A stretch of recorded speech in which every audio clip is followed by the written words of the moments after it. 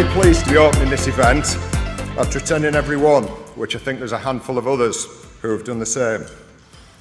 The first conference came from an idea by the then owner of Semex UK, Mr. Drew Sloan, to now, where we will be introducing Her Royal Highness the Princess Royal.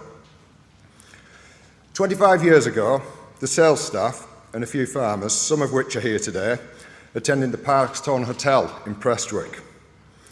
At that stage, Semex Canada, as it was called, had a division called the International Livestock Management School, with the likes of Bob Lang and Bob Carter being instrumental. Another well-known geneticist by the name of Ted Burnside also spoke, to remember but a few. Back then, it was possibly thought of as a one-off, but with the benefits of meeting old and new friends, sharing ideas, along with acquiring new information, further conferences were planned. The conference has always tried to have a blend of information along with entertainment, and an extra which went down sensationally well was the first Burns night, when I remember early on some people asking, "What's this all about?" I think after the evening they possibly couldn't understand the poetry, but certainly had an enjoyable night. The first Burns supper was chaired by a certain Miller, Mr. Miller. Not Gordon, I hasten to add, but the late Gavin, who made it such a tremendous night with his quick wit. It would be inappropriate not to mention Jim Brodie and Sandy Strang, who have continually been able to take the Burns nights to another level, and I'm sure tonight will be no exception. It's difficult to imagine 25 years ago when we'd all be selling our milk to the Milk Marketing Board. But through the period since then, there has been continual change, of which I would like to think that delegates have benefited from chairmen and speakers who have shared their experiences and vision for the future in order to use the relevant pieces for their own business and adapt to new conditions in the marketplace. With vesting day, quota position and price being very topical, a continual highlight was Ian Potter's, who always had a controversial paper, surprise, surprise, which lent itself to debate with maybe a little extra publicity for Ian, but why not? Conference titles have often used words like vision, future, change, tomorrow, of which we can all look back and learn, but more importantly, adapt for the future. When I asked one of our speakers for this year, his instant reply was, "That's not in my comfort zone, but that can do you good." I thought, what a tremendous response that typifies all of our speakers over the years. Through the mid-90s, we experienced higher milk prices, which was followed by a longer period of lows, where extra efficiencies were continually looked for and given by a strong lineup of speakers from the industry and hands-on dairy farmers, many of which were speaking for the first time, and naturally a little nervous, but to me they were great value, as a lot of effort went into their papers and they came across extremely well. We've also had a wide range of chairmen who with a difficult task have never failed to impress and have contributed in their own style, some of whom are in the audience today. So thanks again to you all. Today, although we are not self-sufficient of dairy products in the UK, we have a world oversupply, of which the surplus is sold on the spot and reflected in farm gate price. But you could ask, should the price of powder in New Zealand affect the price of liquid milk in the UK? What are we going to do? Not just to remain in business, but be able to reinvest and make our businesses stronger. We're now in a position where many farmers are producing more milk for the same check and struggling to pay all of their monthly bills, where processors have been buying more to then sell at discounted prices, and supermarkets who are wanting to sell more at less so that other products are purchased.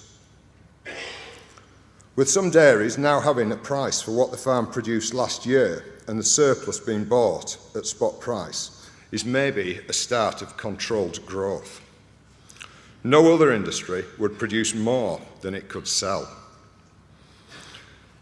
However, to me, the huge positive in producing milk is that we are producing an essential product for most households.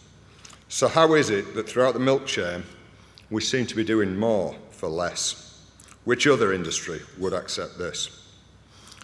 To me, the brand and the product must be marketed to higher values to enable stronger prices throughout the chain and enable profitability.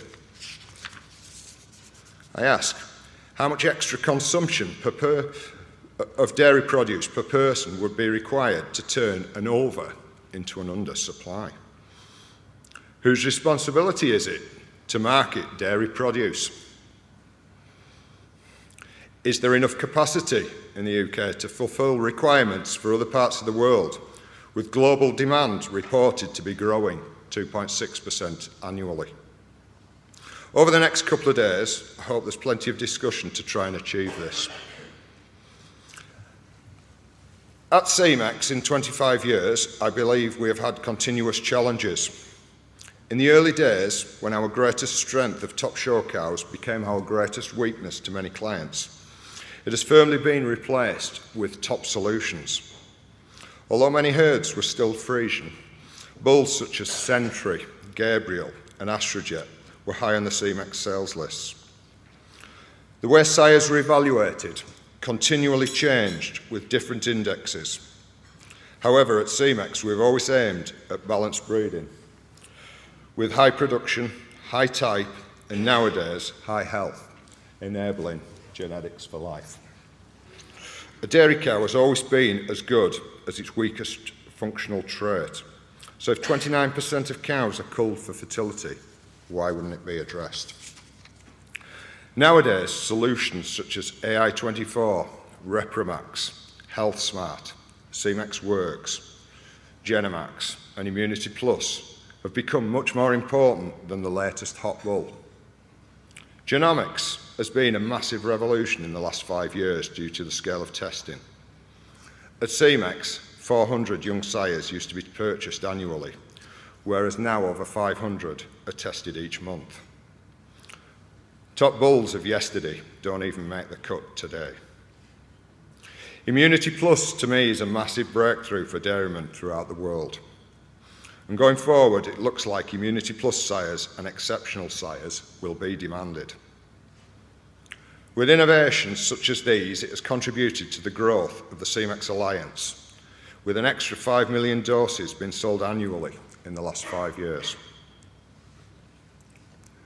For the conference, a saying to me which is very appropriate is, if you aim at nothing, that's what you achieve. So let's come away with plenty of aims for a prospering milk industry in the future. And to take us through the next couple of days is a guy who needs a little introduction, John Allen, who has spoke and contributed at most of the recent conferences.